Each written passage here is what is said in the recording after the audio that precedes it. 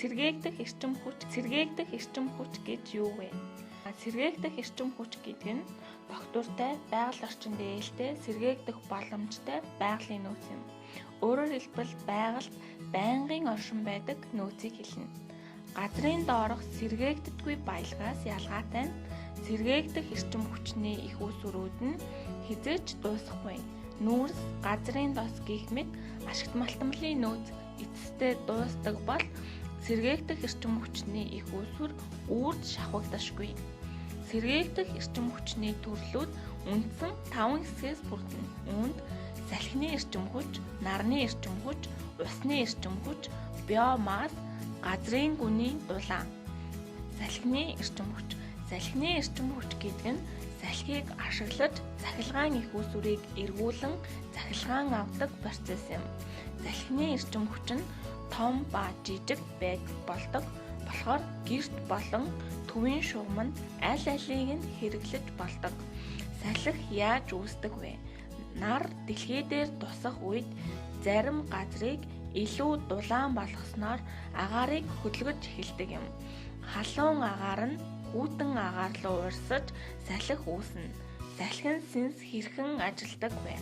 Салхин синс нь салхи дахь кинетик энергийг цахилгаан үүсэх хөдөлгөөний энерги болгон хувиргадаг. Үүнд байгалийн салхи нь салхин синсийг эргүүлж хөдөлгөөнд оруулдаг. Салхин синс нь салхины аясаар хөдлөхөд саадгүй байхаар холбогдсон байдаг. Эргэж байгаа синсийг генератортой холбосноор генератор нь эргэж цахилгаан эрчим хүч үүсгэдэг. Цахилгаан гүйдэл нь турбин цамхгийн доор байрлах кабелаар дамждаг. Энэ нь гүйдлийн хүчлийг өөрчилдөг, трансформаторт хүрдэг бөгөөд ингэснээр түүнийг дамжуулах шугам дээр илгээдэг. Салхи нь байнгын урсдаг болохоор шавхагдашгүй эрчим хүчний нэг төрөл юм. Нарны эрчим хүч. Нарны энерги нь нарнаас гардаг дэлхий дээрх бүх зүйлийн амьд энергийн анхдагч их үүсвэр бөгөөд бид нарны зай хураагаараа дамжуулан цахилгаан болгон хувиргаж чаддаг. Нар өдөр бүр маш их энергийг цацдаг учраас үүнийг гэрэлтсэн энерги гэж нэрлэдэг. Өөрөөр хэлбэл нарны энерги гэдэг нь нарнаас цацруулж буй гэрэл дулаанаас үүсэх энерги юм. Нарны эрчим хүч нь ямар давуу талтай вэ? Нарны энерги нь ашиг өндөртэй байдаг. Нарны эрчим хүч яагаад ийм гайхалтай байдгийг цөөн хэдэн жишээ хэлье. Сэргээгдэх боломжтой бөгөөд хизээч дуусашгүй. Үүсгэх нь амархан байдаг. Нарны хавтанг суулгаж хамгийн их үр ашигтай ажиллаж байх үед тэдэнд багахан хэмжээний засвар үйлчилгээ шаардагдана. Дуу чимээ багтай нарны панел нь нарны гэрлийг ашиглах боломжтой цахилгаан болгон хувиргахад ямар ч чимээ гардаггүй. Тиймээс бид ашигласнаар амар амгалан нам гүм байх боломжтой. Агаарыг бохирдуулахгүй. Нарны эрчим хүч нь нарны дулааны энергийг хувиргадаг багаж юм. Усны эрчим хүч. Усны энерги бол урсаж буй усны хүчнээс цахилгаан үүсгдэг хэрэгсэл юм. Усны урсгал үүсч байж хүч нь маш хүчтэй бөгөөд таталцлын хүчээр удирддаг. Усан цахилгаан станцууд энэ энергийг цахилгаан эрчим хүч үйлдвэрлэхэд ашигладаг. Усан цахилгаан станц уснаас хэрхэн цахилгаан үйлдвэрлэдэг вэ? Ердийн усан цахилгаан станцын систем нь 3 хэсэгтэй.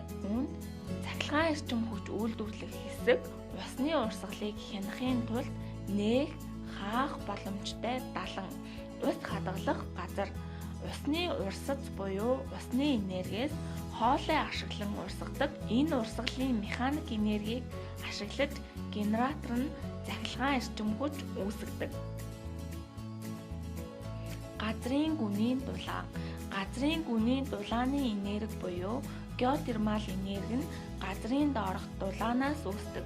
Үүнийг цахилгаан эрчим хүч үйлдвэрлэх, байшин барилгыг халаах, халуун усаар хангахад ашиглаж болно. Геотермал энерги нь дулааны энергийг ашигладаг эрчим хүч үүсгэх хэлбэр юм. Геотермал энергийг хэрхэн ашигладаг вэ? Халаалт барилга байгууламжийг халаахад газрын гүнийн дулааны энергийг ашиглаж болно. Аж үйлдвэрүүд одоо болтол геотермал уснаас гарсан дулааныг ашиглан даав будах, жимс, хүнсний ногоо хатаах, ноос угаах, цаас үйлдвэрлэх, сүү, модон бүтээгдэхүүн хатаахад ашигладаг. Халуун аршаан ба газрын ус. Олон зууны турш хүмүүс халуун аршааныг хоол хийх, усанд ороход ашиглаж ирсэн. Эрт үеэс одоо хүртэл хүмүүс халуун аршаанд орох дуртайг бид мэднэ. Хөдөө аж ахуй. Газрын гүнийн дулааныг ашиглан хүлэмжийн халаалтыг шийднэ. Загасны аж ахуй. Газрын дулаан ашиглаж загас, мөлхөгчд хоёр нутагтан амьтдыг дулаан байлгаснаар өсвөлтийг хурцсахад тусалдаг. Өвөл хүйтэнд энэ арга нь загасны аж ахуйд өртөг багтай дулааны их усүр болдог юм. Биомасс. Биомасс бол органик бодисоос үүдэлтэй энерги юм. Биомассын төрлүүдэд мод, ургац, далайн ургамал орно. Биомасс нь нарнаас энерги авдаг бөгөөд сэргээгдэх эрчим хүчний их үүсвэр юм. Биомасс эрчим хүчийг хаанаас авдаг вэ? Бүх органик бодисууд нь нарнаас хадгалагдсан энергийг агуулдаг бөгөөд энэ нь биомассаас гардаг энерги юм. Ургамал нарнаас гарах энергийг навч, иш, жимс, үндэс дээрээ хадгалдаг. Хүн амьтан ургамлын гаралтай хоол хүнсийг идэж тэдгээрийг агуулж буй энергийг ашиглан хөдөлдөг. Биомассыг хэрхэн ашигладаг вэ? Биомассыг шатаах, мод, хог зэрэг нь дулааныг үйлдвэрлэдэг бөгөөд үүнийг баашинд хоол хийхэд болон үйлдвэрлэлийн зорилтоор ашиглаж болно.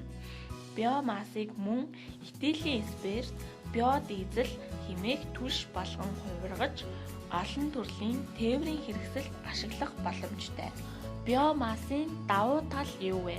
Биомассын тухай хамгийн сайн зүйл бол сэргээгдэх эрчим хүч юм.